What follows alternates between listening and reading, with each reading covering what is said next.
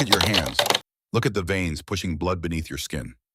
Look at the device you are holding, the walls of the room. You are sitting in the ground beneath your feet. You feel the weight of reality. You trust it. You believe that the physical world is solid, permanent, and safe. But beneath this comforting illusion of a stable universe, hiding inside every single atom of your body, is a prisoner. It is a ticking time bomb, the neutron. You have heard of it. You learned about it in the fluorescent glow of a middle school classroom. They told you it was a simple, harmless thing. The neutral particle sitting quietly in the nucleus of the atom right next to the proton. It was painted as a dead, featureless rock, a spectator in the grand, violent arena of physics. That is what we were all taught. And that picture is not just a little incomplete. It is a spectacular, foundational lie. It is a lie that hides one of the most terrifying, beautiful, and complex true stories in the history of science. Because here is the chilling reality that your textbooks deliberately left out. If you were to somehow extract a single neutron from the protective vault of an atomic nucleus, if you dragged it out into the cold, empty vacuum of space and left it utterly alone, it would not just float there peacefully. It would die. It literally cannot survive isolation. Left to its own devices, a free neutron will violently obliterate itself in roughly 10 minutes and 11 seconds. A cosmic countdown to self-destruction is hardwired into its very existence. And when you finally understand why this happens, when you peel back the layers of reality to see the monstrous forces churning inside this supposedly dead rock, it will fundamentally shatter your perception of why anything in this universe exists at all. But to understand the death of the neutron, we must first confront the lie of its birth. We have to go back to the beginning of our own ignorance. For decades, humanity believed we had reached the bottom of reality. In 1919, Ernest Rutherford discovered the proton. In 1932, James Chadwick found the neutron. The electron was already known. The holy trinity of matter was complete. The atom was a microscopic solar system.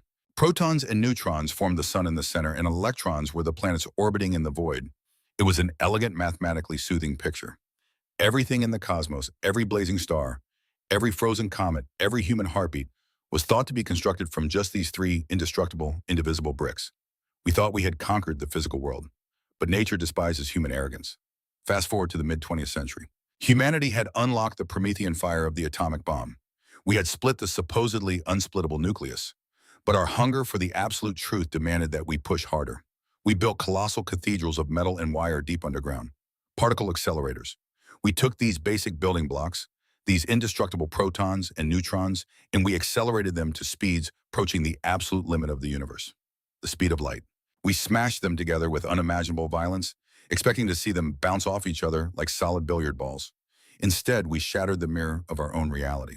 When the dust settled inside the massive detectors, physicists did not find neat, tidy collisions. They found a slaughterhouse. They found a bleeding, chaotic mess of new, bizarre entities that had no right to exist. Hundreds of strange, ghost-like particles flooded into our reality for mere fractions of a microsecond before decaying back into the quantum void. Pions, kaons, sigma baryons, delta resonances.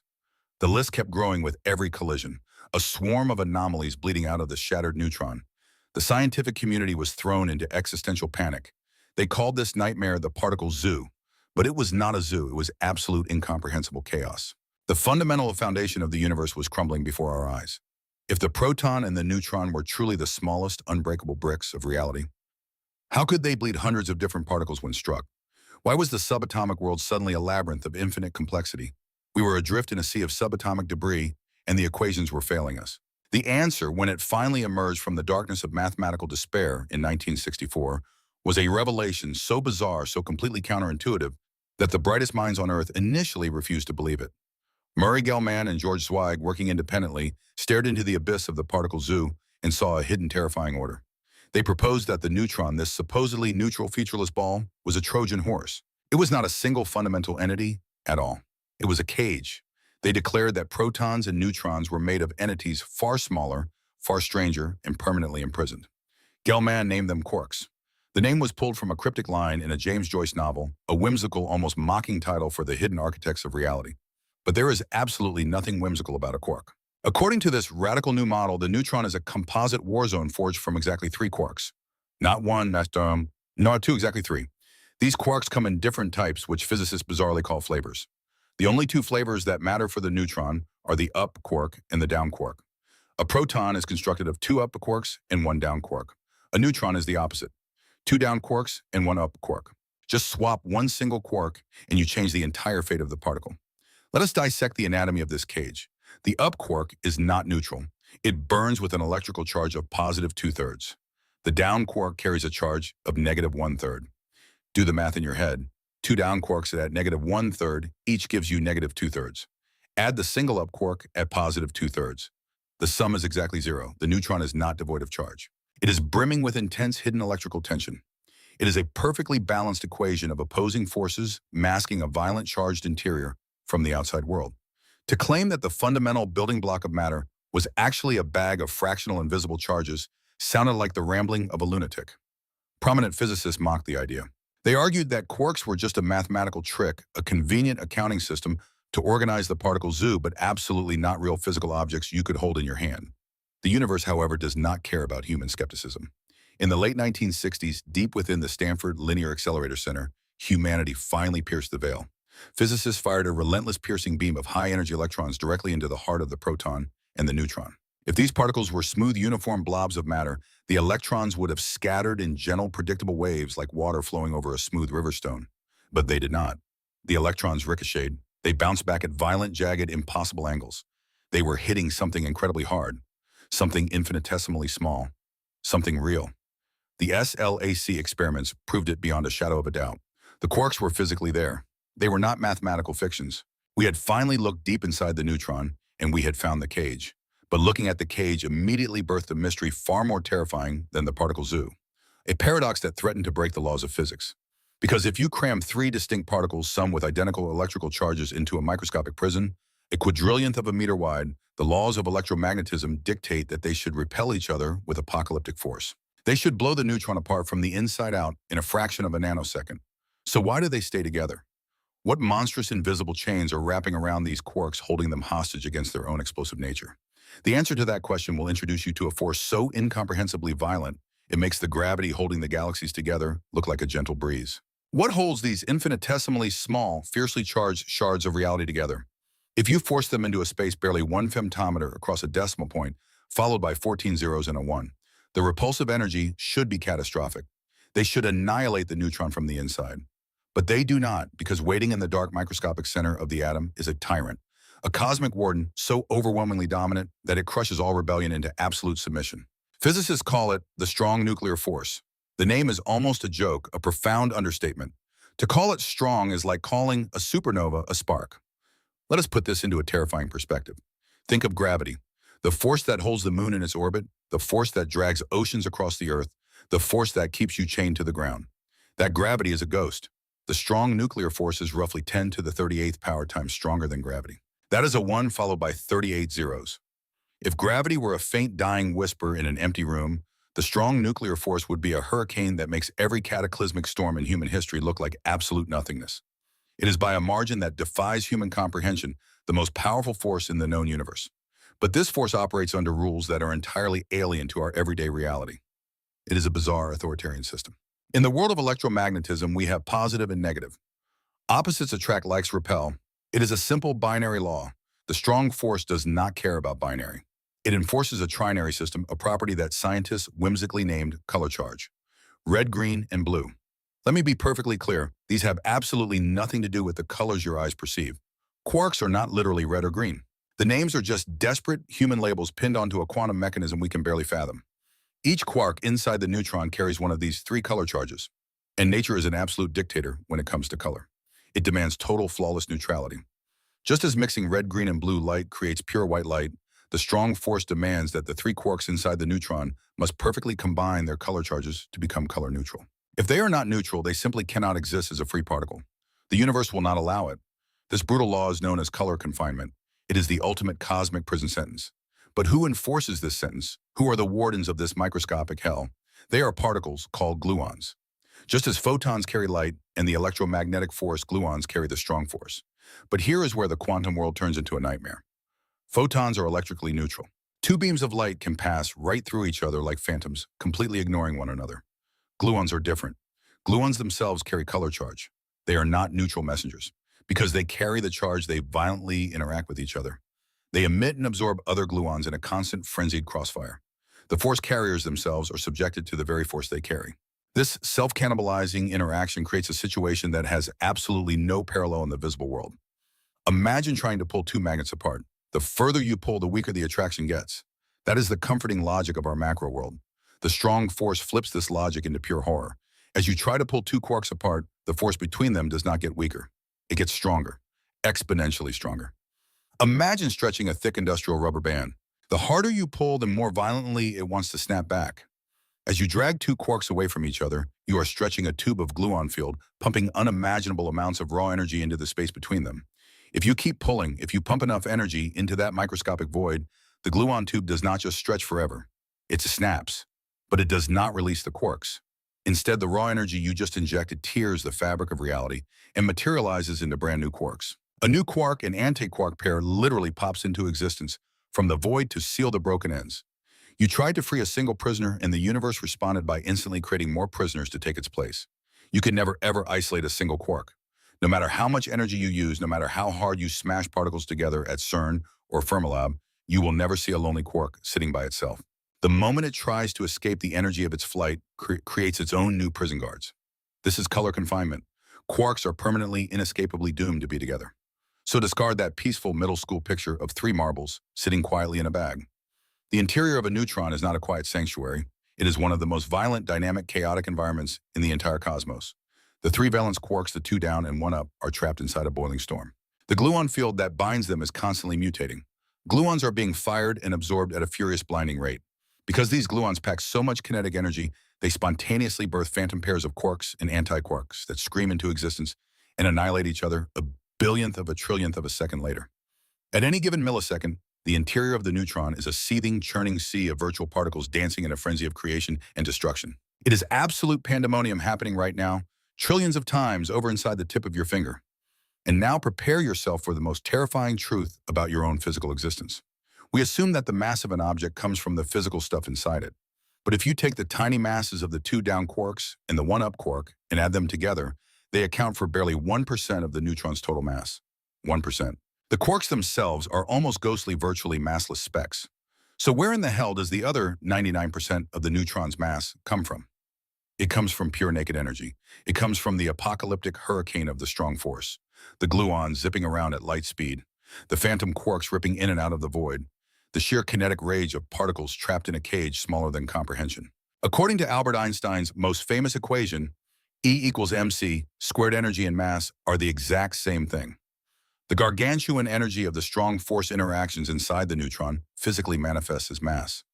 When you step on a scale and look down at your weight, you are not measuring the solid matter of your atoms. You are measuring the trapped explosive energy of the gluon fields fighting to hold those virtually massless quarks together. You are not made of solid stuff. You are made of caged rage.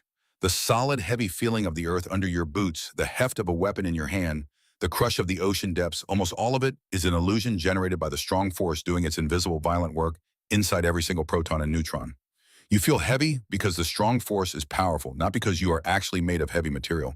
Your entire reality is just a byproduct of a quantum war being fought on a scale you cannot even see. And yet, despite this overwhelming godlike power, despite the inescapable prison of color confinement, the neutron has a fatal flaw. From the outside, it looks perfectly stable. It has a specific mass, a specific spin, zero electric charge. It behaves like a master of disguise hiding the storm within. But the strong force, for all its infinite might, has a blind spot. It is blind to a second, far more insidious force creeping through the universe. A force so pitifully weak, so painfully slow, that it seems like a joke compared to the raging hurricane of the strong force. But this quiet, creeping assassin is the only thing in the cosmos that can reach directly into the unbreakable cage of the neutron, tap a single down quark on the shoulder, and change its very identity. And when that happens, the neutron dies. But before we witness the execution, we must answer a lingering question. If 99% of your mass is just the furious kinetic energy of the strong force, where does that remaining 1% come from? Where do these ghostly, almost weightless quarks get their intrinsic physical substance? They get it from a completely different cosmic mechanism operating on a completely different scale. You are currently immersed in an invisible, suffocating ocean that permeates every single millimeter of the universe. Physicists call it the Higgs field. You are drowning in it right now. Every particle that has mass interacts with this invisible ocean, dragging through it, and it is this constant, inescapable interaction that gives particles their physical heft. The quarks inside the neutron get their tiny, almost pathetic mass from dragging through the Higgs field, but the neutron as a whole gets almost all of its crushing weight from the terrifying energy of the strong force. Two completely different sources of reality operating in the dark. Now let me give you another reason to fear the strong force. For all its apocalyptic power, it has a fatal, almost pathetic limitation. Its range is unbelievably short. It is a cosmic monster locked in an infinitesimally small dungeon. It only operates over a distance of roughly 1 femtometer. Beyond that microscopic boundary, the force effectively drops to zero. It vanishes. Compare this to gravity. The gravitational grip of our sun reaches across billions of miles of empty void to drag massive planets in circles. Electromagnetic radiation travels across the entire observable universe, bringing light from galaxies that died billions of years ago. But the strong force, the most powerful entity in existence, operates only within a space so inconceivably tiny that you would need to line up 1 trillion of those spaces side by side just across the width of a single atom. Despite this microscopic prison, the force within those walls is absolute.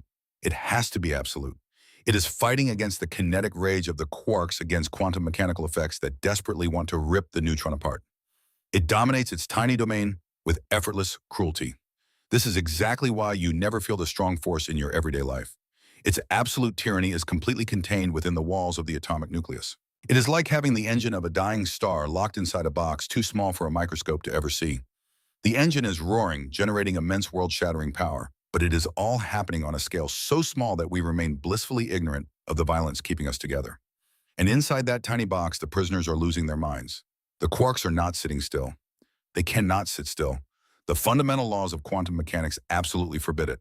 According to the Heisenberg uncertainty principle, one of the most foundational and terrifying rules of quantum physics, you cannot simultaneously know a particle's exact location and its exact momentum. The more precisely you know where a particle is, the less you know about how fast it is moving. This is not a limitation of our human technology. This is a fundamental, inescapable property of nature itself. Since the quarks are confined to a prison, roughly 1 femtometer across their physical positions are extremely well defined. Because we know exactly where they are trapped, their momentum must become violently uncertain. In reality, this means the quarks are moving incredibly fast. They are screaming around the inside of the neutron at speeds approaching the absolute limit of the universe, the speed of light. The quarks inside a neutron are not calm entities. They are racing around at relativistic speeds, confined in a prison, smaller than an atom's nucleus, constantly buffeted by gluons, surrounded by phantom particle pairs, appearing and vanishing in a blinding storm. It is absolute, uncontrolled chaos. It is controlled chaos held in check only by the ultimate warden of the strong force. And yet, from the outside looking in, the neutron appears perfectly dead.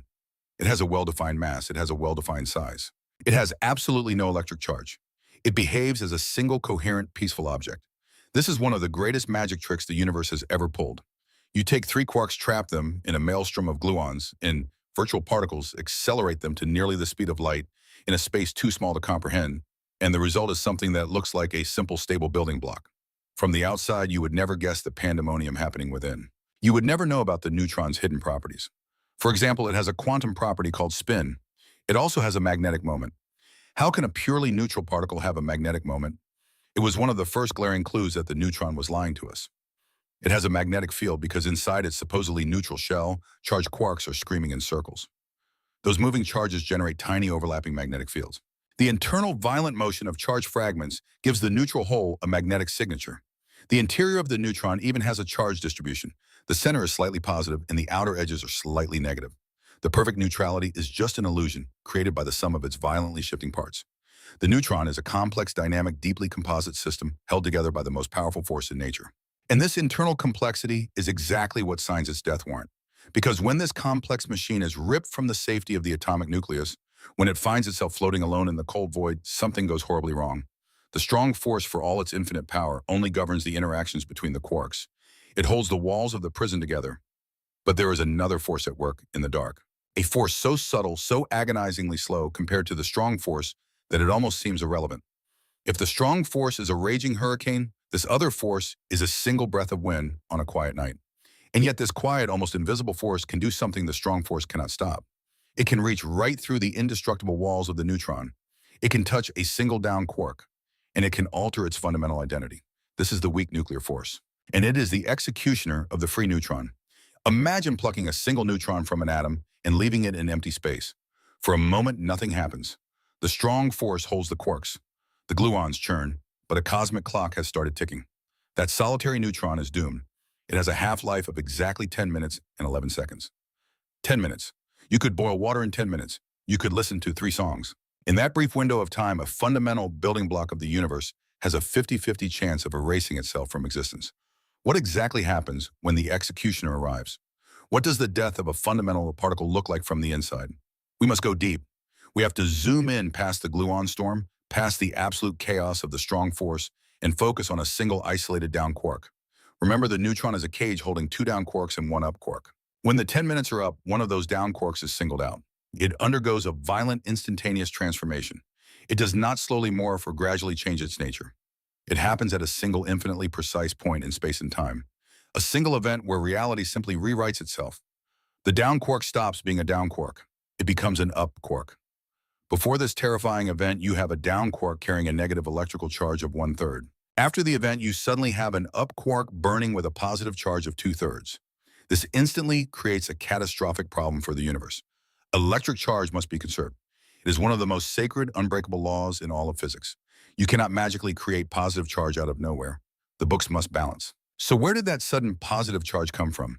The answer is that at the exact microsecond of its transformation, the dying down quark violently ejects a particle.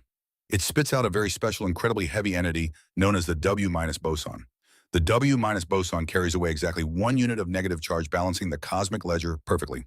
The down quark goes from negative 1/3 to positive 2/3, a jump of positive 1. The ejected W- boson carries away a negative 1. The universe is satisfied. Charge is conserved. The W- boson is the physical carrier of the weak nuclear force, just as the gluon carries the strong force. But there is something deeply sickeningly wrong with the W- boson. It is obscenely heavy. To put it in perspective, the W- boson has a mass roughly 85 times heavier than the proton itself. It is 85 times heavier than the entire neutron that just birthed it. It is the physical equivalent of a house cat giving birth to a full-grown elephant. It is a grotesque violation of classical reality. How can a neutron, a particle with a mass of barely 0.94 giga-electron volts, spontaneously produce a particle that weighs 85 times more than its entire body?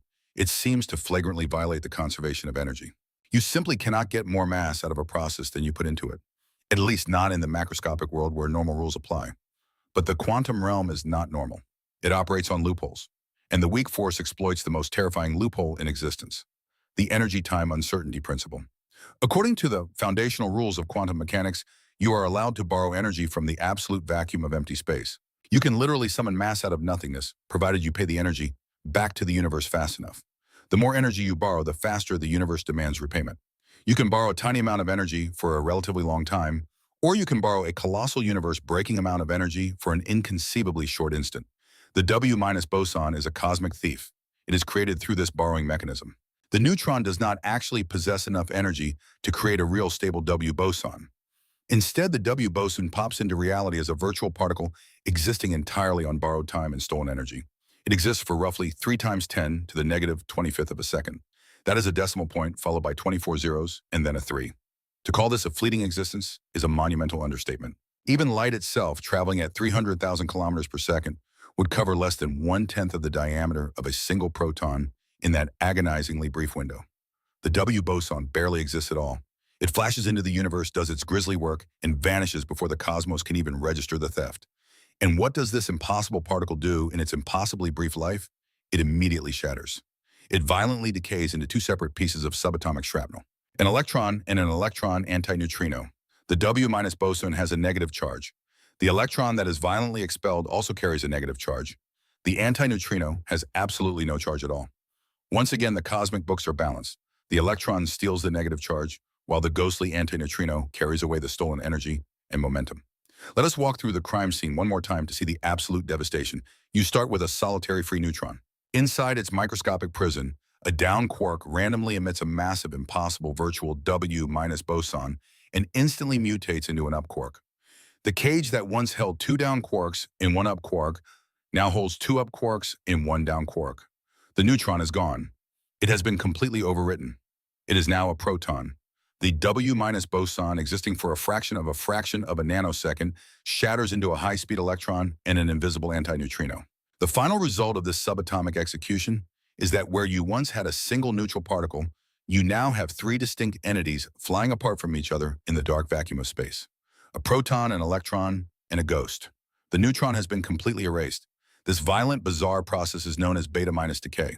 The name is a relic from the early days of nuclear physics, when scientists simply observed strange radiation bleeding out of unstable atoms and named them alpha, beta, and gamma. We now know that the beta radiation was just a swarm of these high-speed electrons being ejected by dying neutrons. But why does the weak force do this? Why is it the only force in the universe capable of such fundamental alchemy? It is because the weak force is the ultimate shapeshifter. The strong force can crush quarks together with infinite might, but it cannot change what they are. The electromagnetic force can push and pull, but an electron absorbing a photon remains an electron. Only the weak force has the power to reach into the fundamental code of reality and rewrite a particle's identity. It can take a down quark and magically turn it into an up quark. It can transform one fundamental piece of matter into a completely different piece of matter. Without the weak force, the universe would be a frozen, static wasteland. Matter would be permanently locked into whatever form it took at the dawn of time. There would be no transformation, no evolution of the cosmos. The stars themselves would be dead dark spheres of gas unable to ignite, because the fusion process inside the star absolutely relies on the weak force converting protons into neutrons to keep the fires burning. So the weak force is essential, but it is also the executioner. And the reason the free neutron falls victim to this executioner is a matter of pure, simple mathematics. The neutron is slightly heavier than the proton. The difference is minuscule, a mere 1.293 mega-electron volts. It is a difference of about 1/10 of 1%. But in the cold logic of physics, that tiny fraction is a death sentence. Nature is lazy. It constantly seeks the lowest possible energy state. A boulder on a cliff will eventually roll down to the valley. A boiling pot of water will bleed heat until it matches the room. And a particle that can shed mass and transform into a lighter particle will inevitably do so as long as there is a cosmic pathway that allows it. The neutron is the boulder. The proton is the valley. And the weak force is the edge of the cliff. The mass difference between them is converted directly into the violent kinetic energy of the ejected electron and the antineutrino. The total energy remains exactly the same, conserved perfectly across the transformation. But here is something that should truly terrify you. The mass difference between the neutron and the proton is unbelievably, almost comically small. It is 1.293 mega-electron volts out of a total mass of nearly 940 mega-electron volts. That is like the difference between two full-grown humans who each weigh 200 pounds, where one person weighs just a few ounces more than the other. You would never notice the difference by looking at them. And yet that infinitesimally tiny discrepancy is the absolute dictator of reality. It is the entire reason the free neutron is a doomed particle. If the universe were just slightly different, if the cosmic scales tipped the other way, and the proton was the heavier particle, the consequences would be apocalyptic. If the proton decayed instead of the neutron, the universe as we know it would instantly cease to exist. Hydrogen atoms would be fundamentally unstable because a hydrogen atom is just one proton orbited by one electron. If the proton falls apart, hydrogen dies. If hydrogen dies, chemistry is obliterated. Stars would never form. Water could never exist. The cosmos would be a dark, sterile, unrecognizable void filled with decaying debris. The fact that the neutron is heavier than the proton by this razor-thin, almost invisible margin is one of the most chilling cosmic coincidences imaginable. It is the only reason you are alive to hear these words. Where does this terrifying, delicate balance come from? Both particles are built from the exact same raw materials, up and down quarks. The down quark is slightly heavier than the up quark. Since the neutron has two down quarks instead of one, it drags a little more mass. But remember, the quarks account for almost nothing. The strong force and the electromagnetic force dictate the rest. The positive charge of the proton actually requires more energy to squeeze into a tiny space, which should make the proton heavier. It is a cosmic tug of war happening inside the cage. The electromagnetic force is trying to make the proton heavier, while the mass of the down quark is trying to make the neutron heavier. And by a fraction of a hair, the quark mass wins. The balance tips. The neutron becomes the sacrificial lamb of the universe, heavier by just enough to guarantee its own execution in the vacuum of space. But we cannot talk about this execution without confronting the ghost it summons. The electron antineutrino. This particle is the ultimate phantom of the cosmos. It is an antimatter entity. For decades, the greatest minds on Earth believed it had absolutely zero mass. We now know it has a mass so pitifully small, it defies measurement, more than 1,000,000 times lighter than an electron. It has no electric charge. It does not feel the apocalyptic rage of the strong force. It only feels gravity, which is irrelevant for something so impossibly light and the agonizingly slow weak force. Because it is effectively blind to the universe, it passes through solid matter as if it were not even there. Right now, at this exact second, roughly 65 billion neutrinos forged in the nuclear furnace of the sun are screaming through every single square centimeter of your body. They are passing through your skin, your heart, your brain, through the concrete floor, tearing through the entire solid mass of the Earth and shooting out the other side into deep space. And they hit absolutely nothing. A single neutrino could travel through a solid wall of lead 1 light year thick, and it would still have a 50-50 chance of passing through without touching a single atom. They are the invisible exhaust fumes of the universe, haunting the physical world without ever leaving a footprint. We only know they exist because of a moment of absolute desperation in the history of science. In the early 20th century, physicists watching neutrons decay noticed something that made their blood run cold. When the neutrons shattered into a proton and an electron, the energy did not add up. The math was broken. Energy was simply vanishing from the universe. This was a catastrophic crisis. The conservation of energy is the bedrock of all physics. If it fails, everything fails. The great Niels Bohr seriously suggested that maybe the laws of physics simply broke down inside the atom. He was willing to sacrifice the foundation of science. But in 1930, Wolfgang Pauli refused to surrender. He proposed a desperate, almost embarrassing solution. He suggested that an invisible, undetectable ghost particle was being emitted alongside the electrons, secretly carrying away the missing energy. He called it a terrible thing, a particle that could never be seen. It took 26 years of relentless searching before scientists finally caught a glimpse of this phantom in a nuclear reactor, proving Pauli right and saving the laws of physics from collapse. So the picture is complete. The free neutron dies. The weak force rips it apart, birthing a proton, an electron, and a ghost. Every single free neutron floating in the abyss of space is annihilated in 10 minutes. And yet this is where the story takes a violent, incomprehensible turn. This is where the universe stops making sense. Because right now, sitting inside the atoms of your own body, there are roughly 7 billion neutrons. They are locked inside the carbon in your cells, the oxygen in your lungs, the iron pulsing through your veins. Some of these exact neutrons were forged in the detonating cores of ancient supermassive stars over 4.5 billion years ago. They survived the cataclysmic supernova that birthed our solar system. They survived the violent formation of the Earth. They have been sitting in the dark for billions of years, and they are not dying. They are perfectly, completely immortal. The exact same particle that cannot survive 10 minutes alone in the void has been sitting comfortably inside your blood for longer than the planet has existed. How is this possible? How can the same physical entity be violently, fatally unstable in one place and immortal in another? The answer lies in the architecture of the atomic nucleus and a concept so powerful it can physically alter the flow of energy. It is called binding energy. The paradox is maddening. The exact same particle with the exact same quarks, the exact same frantic gluons, the exact same internal architecture is fatally unstable in the vacuum of space, yet essentially immortal the moment it crosses the threshold of an atomic nucleus. How does the universe allow this? How can context completely override the fundamental laws of decay? The answer is a concept so profound, it physically alters the flow of reality.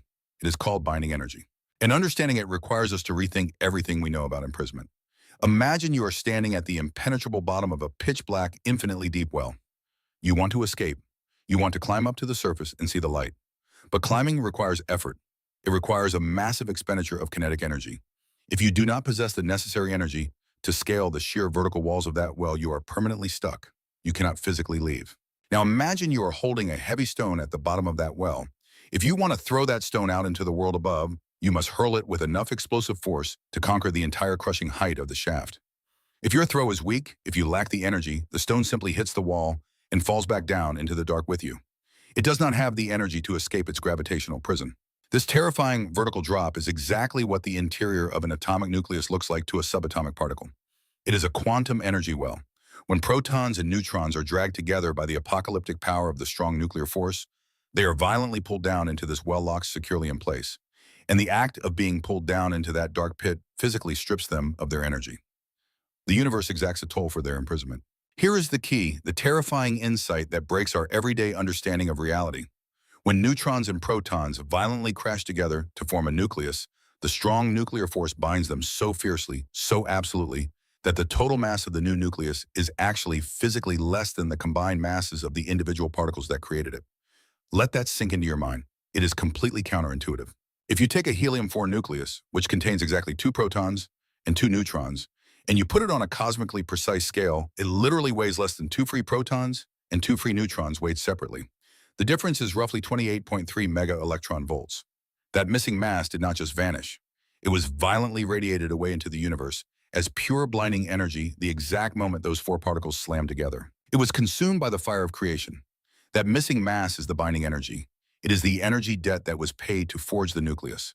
And more importantly, it is the exact amount of energy you would have to forcefully inject back into that helium nucleus if you ever wanted to tear those 4 particles apart again. This mass difference is not a theoretical abstraction. It is a physical measurable reduction in reality. The missing mass has been converted directly into energy, strictly enforcing Einstein's law of equivalence. The binding energy manifests as a permanent physical reduction in the neutron's mass. Now bring the executioner back into the room. Remember why the free neutron dies. It decays because it is slightly heavier than the proton. The mass difference of 1.293 mega electron volts is the execution order. That tiny sliver of extra mass is what gives the neutron the physical energy to transform into a proton. It rolls downhill energetically speaking, shedding that excess mass as the kinetic energy of the violent electron and the ghostly antineutrino. The decay is permitted because it releases energy into the universe. But inside the dark, crushing depths of the atomic nucleus, the energy landscape has been completely violently terraformed. The neutron is bound. It is sitting at the bottom of that abyssal energy, well created by the tyranny of the strong force. Its effective overall energy has been brutally lowered by the binding energy debt. If this imprisoned neutron wanted to decay, if the weak force reached in and tried to change its down quark into an up quark, the neutron would have to become a new proton while remaining trapped inside the nuclear well. But the nuclear well is not empty. The new proton would have to survive inside an existing society of protons. And the universe has strict, unbreakable laws about how protons can exist together. First, protons passionately hate each other. They possess a violent electromagnetic repulsion because they all carry a positive charge. If you try to force a brand new proton into a carbon-12 nucleus that already contains 6 existing protons, that new proton faces an absolute wall of electromagnetic hostility from the other 6. This repulsion creates a massive energy barrier. It costs a tremendous amount of energy just to force that new proton into the space. Furthermore, protons and neutrons are a class of particles called fermions. And fermions obey one of the most exclusionary elitist rules in quantum mechanics, the Pauli exclusion principle. This unyielding law dictates that absolutely no two identical fermions can ever occupy the exact same quantum state at the exact same time. The existing proton energy levels inside the carbon-12 nucleus are already filled like seats in a microscopic theater. The brand new newly decayed proton cannot take an occupied seat. It is aggressively forced to occupy a higher, more energetic, vastly more expensive quantum state. When you calculate the cosmic ledger, when you add up the massive binding energy holding the neutron down in the well, plus the vicious electromagnetic repulsion the new proton would suffer, plus the extortionate energy cost of the Pauli exclusion principle, forcing the new proton into a higher quantum tier, the result is absolute paralysis. The total energy required to execute the decay is suddenly vastly greater than the tiny 1.293 mega electron volts that the neutron to proton mass difference can provide. The neutron simply does not have the funds to pay for its own death. It is physically, mathematically bankrupt. It is exactly as if the neutron is trapped at the very bottom of a deep valley, and the proton state it desperately wants to become is sitting at the peak of a towering, insurmountable mountain. In the cold vacuum of free space, the proton state is lower, so the neutron easily rolls downhill to its death. But inside the nucleus, the binding energy violently lifts the mountain. It raises the energy cost of the proton state far above the neutron's current existence. The neutron cannot roll uphill. The laws of thermodynamics forbid it. It is trapped. It is paralyzed. It is stable. This is the magnificent, terrifying difference between a free particle and a bound particle. The neutron itself has not changed a single microscopic detail. Its internal quarks are identical. Its furious gluon storm is identical. Its entire internal architecture is exactly the same. What has changed is its environment, its context, the invisible energy landscape it is forced to inhabit. And that invisible context makes the absolute difference between a violent death in 10 minutes and an immortal existence lasting billions of years. The principle that the behavior of a fundamental particle is entirely dictated by its environment, by whether it is free or imprisoned inside a composite system, is one of the most profound, haunting realities in all of physics. It applies to everything in the cosmos, but the neutron provides the most visceral, dramatic example because the difference in outcomes is so absolute. 10 minutes of life versus the age of the universe. Instant decay versus perfect unyielding stability. All determined by context. But we must dig deeper into the walls of this prison. How does the strong nuclear force actually generate this life-saving binding energy across the entire nucleus? Inside a single proton or neutron, the strong force operates through the frenzied exchange of gluons between quarks. But when we zoom out to the scale of the entire atomic nucleus, looking at multiple protons and neutrons clustered together, the mechanism mutates into something strange. The quarks and gluons locked inside one proton do not directly reach out and touch the quarks and gluons inside the neighboring neutron. The primary strong force is strictly confined within the walls of each individual nucleon. However, there is a ghost, a residual effect that leaks out into the dark. Think of two neutral atoms. They have absolutely no net electric charge, but they can still pull each other together through faint residual electromagnetic shadows called van der Waals forces. Something remarkably similar happens with the strong force. Even though every single proton and neutron is perfectly color neutral on the outside, A tiny violent fraction of the strong force bleeds through the walls of the cage, creating an overwhelmingly powerful attractive residual force between neighboring nucleons. This residual strong force, the glue of the nucleus, is carried by completely different particles. They are called pions. Pions are bizarre transient entities made of a quark and an anti-anti-quark paired together.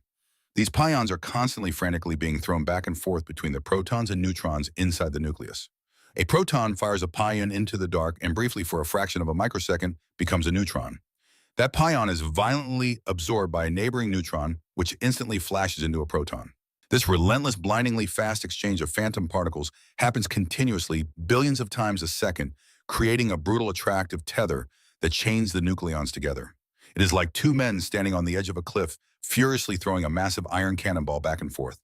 The continuous heavy exchange creates an unbreakable bond that keeps them locked in a desperate dance. This nuclear force is unimaginably strong, but it is crippled by its own nature. It only attracts at distances of about 1 to 2 femtometers. If the particles get too close, closer than half a femtometer, the force violently reverses.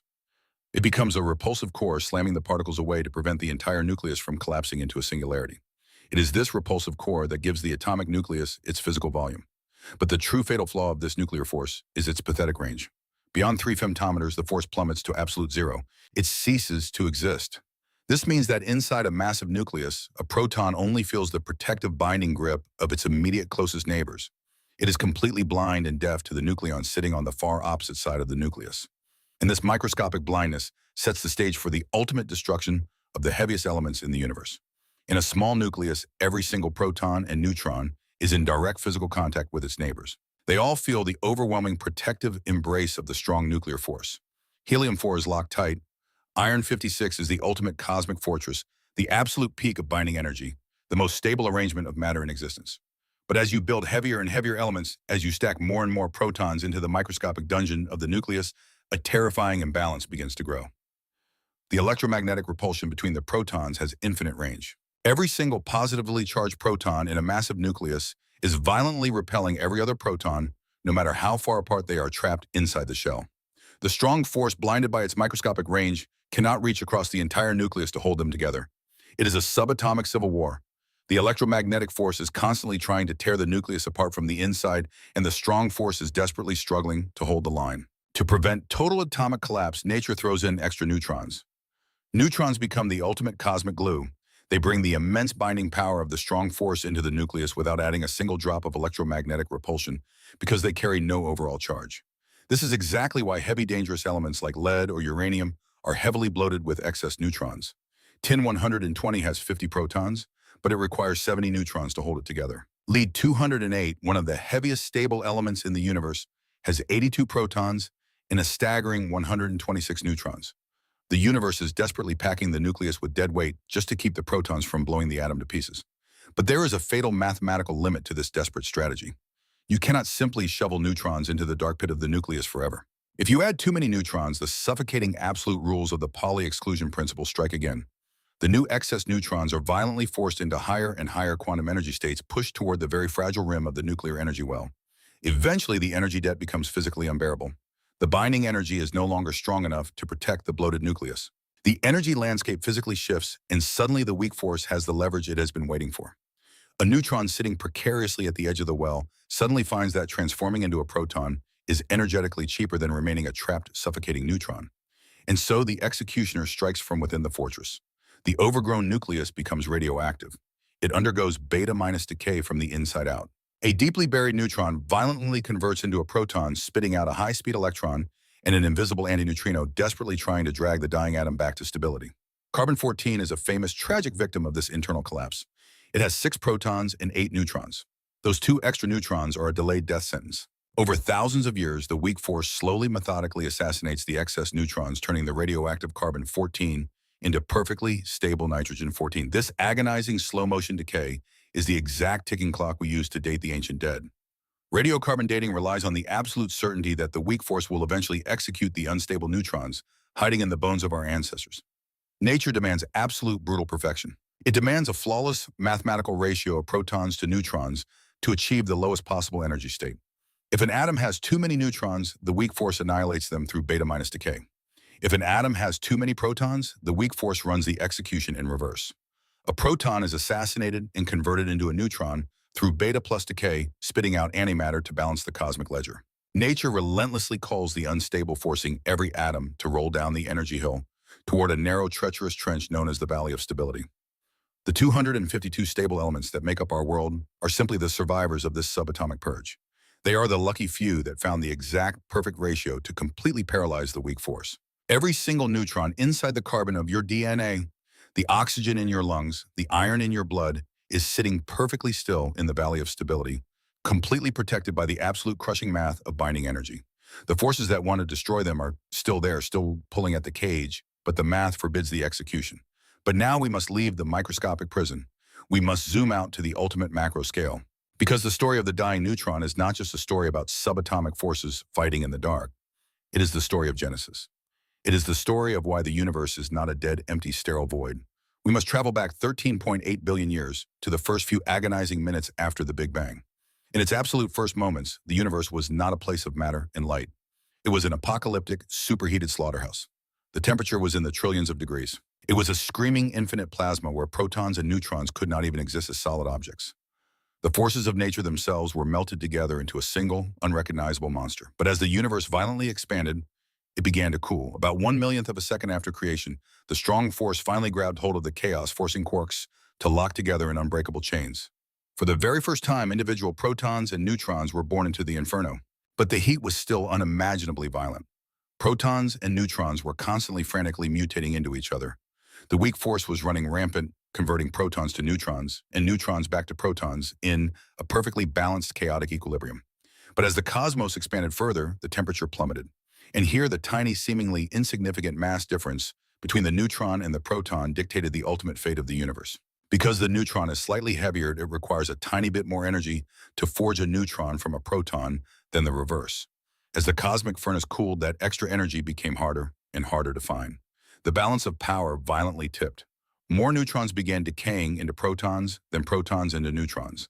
By the time the universe was exactly 1 second old, a catastrophic event occurred. The ghost particles, the neutrinos, completely decoupled from reality. They stopped interacting with matter and fled into the void where they are still flying today as the frozen cosmic neutrino background. Without the neutrinos to fuel the mutation process, the ratio of protons to neutrons was permanently locked. For every one neutron, there were now exactly 6 protons. And this is where the ultimate nightmare began. The universe was now filled with free neutrons floating unbound in a rapidly cooling plasma. And as we know, a free neutron is a ticking time bomb. The execution timer had been triggered across the entire cosmos. 10 minutes and 11 seconds until total atomic failure. Every single neutron in the universe was suddenly dying. If they all decayed, the entire cosmos would be nothing but protons and electrons. A universe of pure, unadulterated hydrogen. There would be no helium, no heavy elements, no carbon, no oxygen, no planets, no life. The universe was racing toward a sterile dead end. A desperate cosmic race against time began. A frantic race between the ticking clock of neutron decay and the desperate attempt to build the very first atomic nuclei before the universe ran out of time. The universe was a ticking bomb. Every single free neutron was bleeding out, counting down its 10-minute lifespan. To survive, these doomed particles had to find a sanctuary. They had to fuse with protons to build the very first atomic nuclei. The simplest refuge was deuterium, a fragile alliance of exactly 1 proton and 1 neutron. It was the absolute first rung on the cosmic ladder of survival. But the early universe was a cruel, unforgiving inferno. It was completely flooded with high-energy photons, particles of pure light carrying apocalyptic amounts of kinetic energy. Every single time a desperate neutron managed to grab hold of a proton to form deuterium, a blinding photon would instantly smash into them, violently tearing the newly formed bond apart. It was a cosmic wrecking ball swinging relentlessly through the subatomic nursery. Physicists call this nightmare the deuterium bottleneck. It was a brutal, insurmountable barrier that completely paralyzed the formation of matter. The neutrons were trapped. They could not build their fortress, and the executioner's clock was mercilessly ticking away. Minute after minute, the weak force ripped into the helpless, solitary neutrons, transforming them into protons, erasing them from the universe forever. By the time the universe reached exactly 3 minutes old, a terrifying threshold had been crossed. A massive fraction of the original neutrons had already been slaughtered. The critical ratio of neutrons to protons had dropped from 1 in 6 to 1 in 7. Nearly 15% of the universe's neutrons had been permanently wiped out by the weak force. The cosmos was dangerously close to losing the raw materials required to build complex matter. But at that exact 3-minute mark, the expansion of the universe finally paid off. The cosmic temperature plummeted below 800 million degrees. The photon wrecking balls lost their lethal kinetic energy. They were no longer strong enough to smash the deuterium bonds. The bottleneck violently shattered. In a frantic, blinding flash of cosmic desperation, nucleosynthesis exploded across the universe. The surviving neutrons frantically locked themselves to protons. Deuterium rapidly fused into helium-3. Helium-3 violently slammed together to form helium-4. And helium-4, with its 2 protons and 2 neutrons, is the ultimate impenetrable fortress of binding energy. It is one of the most stable, indestructible cages in the entire universe. Within mere minutes, almost every single surviving free neutron was swept up and permanently entombed inside a helium-4 nucleus. The massive vault doors slammed shut. The strong force took absolute control. The executioner's clock was instantly frozen. The weak force could no longer touch them. The surviving neutrons had found their immortal sanctuary. By 20 minutes after the Big Bang, the great cosmic forge rapidly cooled and completely shut down. The era of creation was permanently over. The final inventory of the universe was locked in place. Roughly 75% of the mass of the universe was pure hydrogen, the ashes of the decayed neutrons, and the original protons. And exactly 25% of the mass was helium-4, the indestructible vaults holding the survivors. There were only trace microscopic amounts of lithium and leftover deuterium. That was it. That was the entire chemical catalog of the cosmos. Everything else, every single atom of carbon, iron, gold, and uranium did not exist. But that incredibly specific 25% helium fraction is one of the most haunting, mathematically beautiful predictions in human history. When modern astronomers look out into the deepest, oldest corners of the void, into ancient gas clouds untouched by modern stars, they measure the exact chemical composition. And they find exactly 25% helium. It is absolute proof that the Big Bang happened.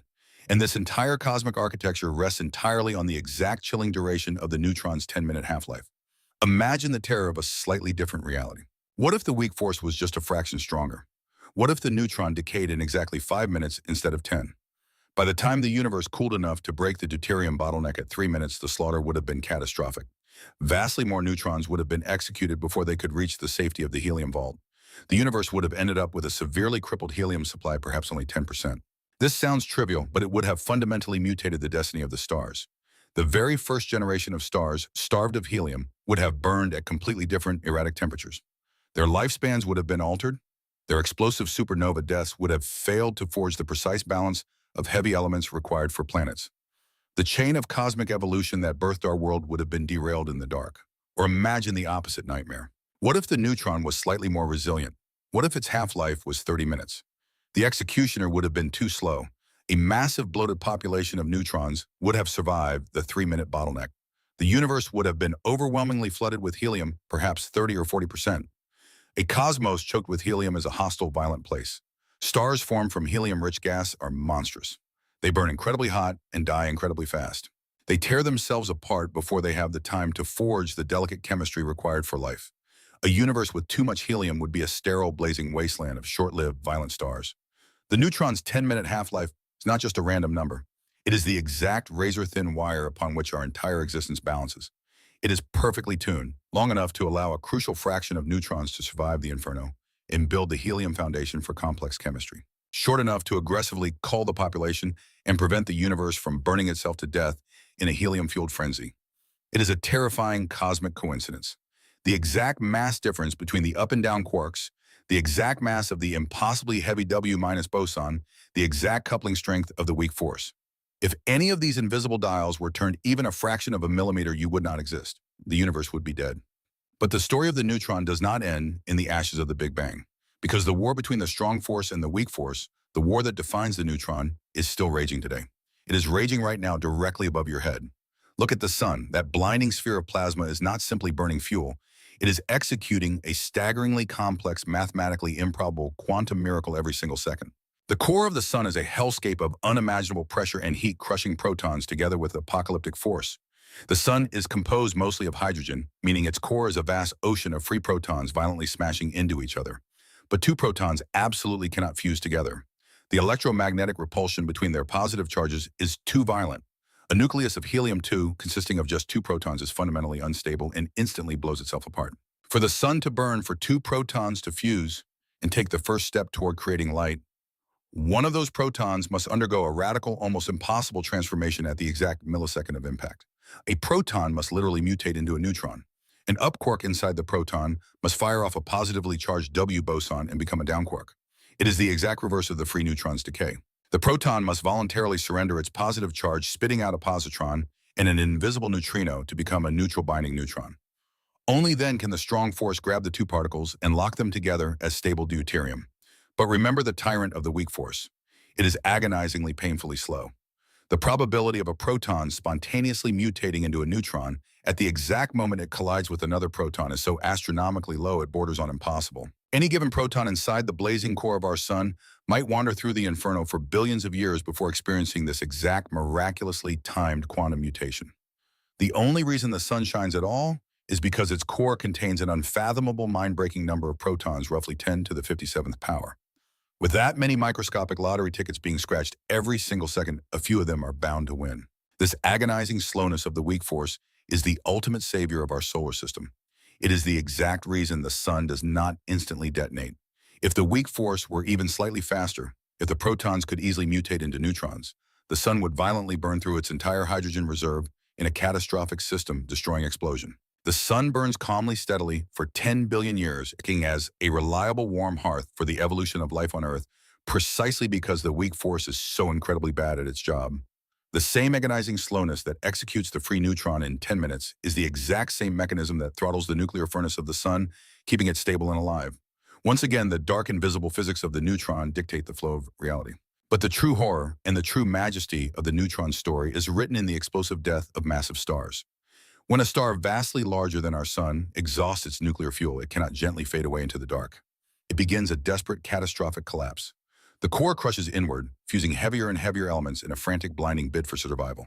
Helium to carbon, carbon to neon, neon to oxygen, oxygen to silicon, and finally silicon fuses into iron. Iron is the ultimate dead end of the universe. Fusing iron does not release energy to push back against gravity. It violently absorbs it. The star has mathematically signed its own death warrant. The gargantuan mass of the star, no longer supported by the outward pressure of nuclear fusion, collapses inward at a fraction of the speed of light. The core is crushed with such apocalyptic force that protons and electrons are violently mashed together physically, forced against their will to become neutrons. In a fraction of a second, the star detonates in a supernova explosion, one of the most violent cataclysmic events in the cosmos, unleashing more raw energy in a single moment than our sun will produce in its entire 10 billion year lifespan. In the absolute heart of this unimaginable cataclysm, a terrifying flood of free neutrons is unleashed into the void. Trillions upon trillions of them violently expelled from the dying core. But the executioner's 10-minute clock is irrelevant here. The environment is so dense, so unbelievably chaotic, that these free neutrons immediately smash into the surviving iron nuclei before they even have a chance to realize they are free. This is the rapid neutron capture process. The iron nuclei violently gorge themselves on the flood of free neutrons, absorbing them, one after another, in a microscopic cannibalistic feeding frenzy. Before the weak force can even attempt to execute the bloated nuclei, they undergo rapid beta decay, converting the excess neutrons into protons, and then immediately absorb more neutrons. This chaotic, violent process forges the heaviest, most precious elements in the entire universe. The gold in your jewelry, the platinum in your sophisticated devices, the uranium sitting deep inside our nuclear reactors. They were all birthed in the agonizing death throes of a collapsing star, forged entirely by the very particles that cannot survive 10 minutes alone in the dark. And what remains of the star's crushed, ruined core? It becomes a neutron star, a cosmic tombstone roughly 12 miles across, yet containing vastly more mass than our entire sun. It is a dead star made almost entirely of crushed, compacted neutrons squeezed so tightly together that a single teaspoon of its material would weigh 4 billion tons on Earth. And when two of these dark, silent behemoths spiral together and violently collide, they rip the fundamental fabric of space-time itself, sending gravitational waves echoing across the universe. They unleash a storm of radioactive debris, a final violent act of creation that scatters even more heavy elements across the galaxies. Much of the gold buried deep within the Earth's crust was forged in these cataclysmic neutron star mergers billions of years ago. We build our global economies, our massive empires, our sacred wedding rings, from the radioactive shrapnel of dead stars and doomed subatomic particles. Even today, humanity has arrogantly learned to harness the terrible power of the neutron's instability. Deep inside the thick concrete containment domes of nuclear reactors, free neutrons are the invisible deadly beasts of burden. A single free neutron is fired like a bullet into a massive uranium-235 nucleus. The uranium absorbs it, becomes violently unstable, and violently rips itself apart. This is nuclear fission. This catastrophic splitting unleashes a monstrous amount of thermal energy and fires 2 or 3 more free neutrons into the darknesses to strike other uranium atoms. It is a highly controlled, incredibly dangerous, self-sustaining chain reaction of subatomic destruction that generates the electricity powering our vast cities. In the medical field, we literally inject radioactive isotopes into our own veins. Isotopes specifically designed to undergo beta plus decay, spitting out antimatter positrons that annihilate with electrons inside your body to create the gamma rays we use for PET scans. Every single time a doctor maps the inside of a human body, they are harnessing the exact same weak force execution that slaughters the free neutron in the void. So look again at your hands. Look closely at the reality you inhabit. Everything you see, everything you touch, every breath of air you take is built upon a foundation of absolute cosmic terror. The neutron is not a boring neutral rock sitting quietly in the dark. It is a seething, violent storm of imprisoned quarks and raging gluons. It is a fragile particle that the universe has mercilessly condemned to die in 10 minutes if it is ever left alone. And yet, through the brutal, unforgiving, beautiful math of binding energy, it finds a way to survive. It finds a permanent sanctuary. The carbon in your DNA, the oxygen in your lungs, the iron pulsing through your blood. Every single one of these atoms is a microscopic fortress, built explicitly to protect the fragile neutrons hiding inside. They have survived the searing heat of the Big Bang. They have survived the detonating cores of ancient stars. They have drifted through the cold, empty vacuum of interstellar space for billions of years, constantly avoiding the executioner's touch just to end up here, inside you. You are a walking graveyard of dead stars and a living sanctuary for the most fragile, doomed entities in the cosmos. The neutron teaches us the ultimate chilling truth about the universe. Survival is absolutely not guaranteed. Isolation is an absolute death sentence. A free neutron is doomed to be erased by the weak force in 10 agonizing minutes. But a bound neutron, a neutron that finds its place inside the heavy, crushing architecture of an atomic nucleus, achieves physical immortality. The difference between absolute destruction and eternal existence is simply the context of where you belong. I used to think that the explosive, inevitable death of a solitary neutron was the most terrifying thing in all of physics. But the truth is far darker. Next week, we are going to look at what happens when the universe does not just kill a physical particle, but completely and violently deletes the very information of its existence. We are staring straight into the abyss of the black hole information paradox, and I promise you it will permanently shatter your understanding of reality. You absolutely do not want to miss this. Make sure you hit subscribe and turn on the notifications for our channel right now, because the universe is hiding monsters far worse than you could ever imagine.